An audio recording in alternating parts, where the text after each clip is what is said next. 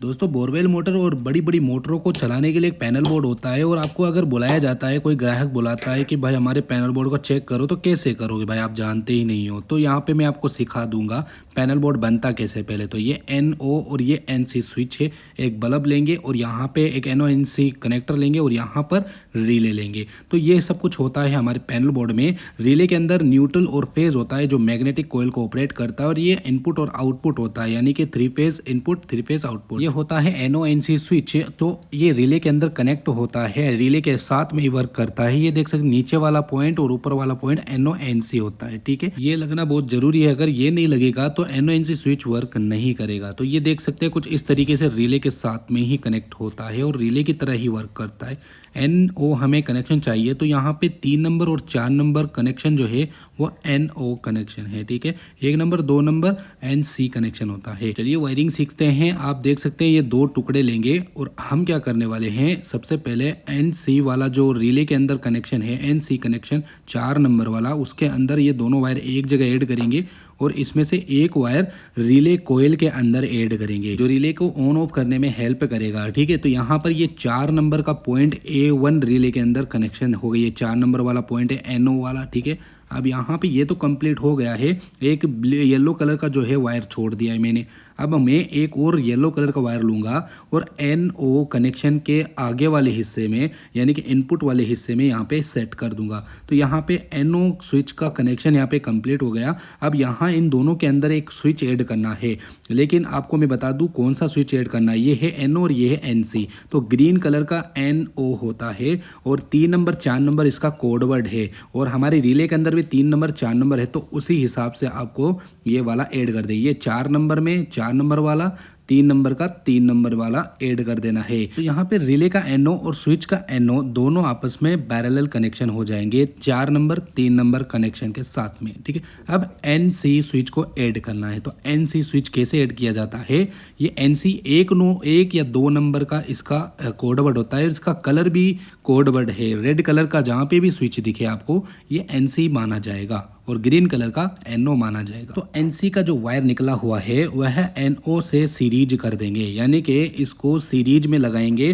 NO और NC के बीच में एक वायर का टुकड़ा लगा करके। तो इस तरीके से NC वाला NO से कनेक्ट हो जाएगा, लेकिन इसको 3 नंबर में कनेक्शन करना है। अगर आप NC का एक वायर 4 नंबर वायर में लगा देते हो तो यहाँ पे कनेक्शन उल्टे फुल्टे हो जाएंगे, वर्किंग नहीं करेगा पैनल, ठीक है।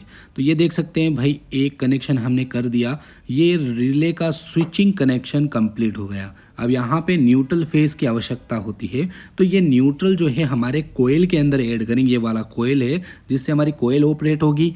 फेज वाला जो वायर होता है वह हम स्विच के मतलब NC स्विच के 1 नंबर में ऐड करेंगे। तो इस तरह से फेज ऑपरेट होगा। अब यहाँ पे मोटर हम यानी कि कनेक्ट करेंगे बल्ब को 3 फेज की लाइन में। यहाँ पे 3 फेज आउटपुट लगता है मोटर का कनेक्शन, और इनपुट में आपको मैं बता दूंगा कैसे कनेक्शन करूंगा। तो यहाँ पे मुझे रिले को भी कनेक्शन देना है, मोटर को भी कनेक्शन देना है। तो हम क्या करेंगे, ऊपर जो 3 पॉइंट नज़र आ रहा है फेज वाला, इसको फेज में ऐड कर दें, बल्ब में भी चला जाएगा, रिले में भी चला जाएगा। न्यूट्रल कैसे कनेक्ट करेंगे, ऊपर की तरफ यहाँ न्यूट्रल भी ऐड कर देंगे और इसको सप्लाई दे देंगे नीचे से, ठीक है। तो यहाँ पे न्यूट्रल भी ऑटोमेटिकली इसी वायर से वर्क हो जाएगा और इसी वायर से रिले ही चलेगा। दोनों ही आपस में एक साथ वर्क करने वाले हैं।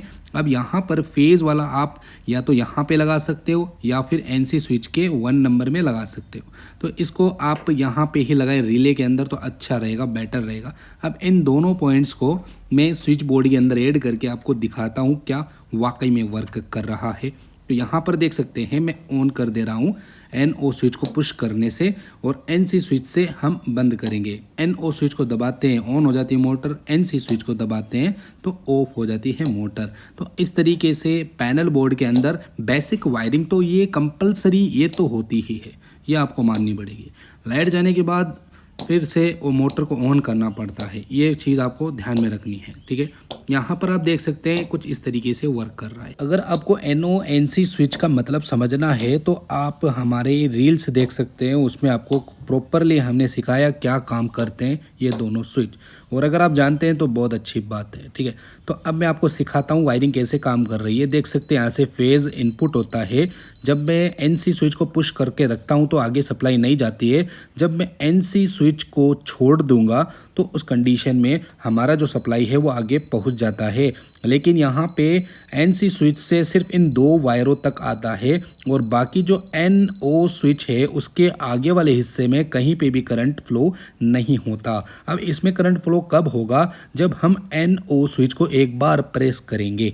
एक बार प्रेस करने के बाद जो रिले का NO स्विच होता है वह काम करना शुरू कर देगा, तो सभी वायरों में फेज इंक्लूड हो जाएगा और हमारी रिले ऑपरेट हो जाएगी। तो ये होती है सिंपल सी वायरिंग। तो इसके अंदर अब मीटर लगाए जाते हैं, फिर और एक्स्ट्रा चीज़ें लगाई जाती है, वो अलग से सेटअप होती है। बाकी कंपलसरी यही चीज़ें तो फिक्स है। ठीक है, अब मैं ऑफ करता हूँ तो ये यहाँ से जो लाइन है वो पूरी कट हो जाती है। देख सकते हैं NC स्विच से आप देख सकते हैं पूरी लाइन ऑफ हो जाती है। तो देख सकते हैं यहाँ पे फेज आ जाता है जब ग्रीन को एक बार स्विच को प्रेस करते हैं। ठीक है, तो अब बाकी का काम जो है वो रिले का ही होता है। रिले ही NC स्विच को प्रेस करवाती है।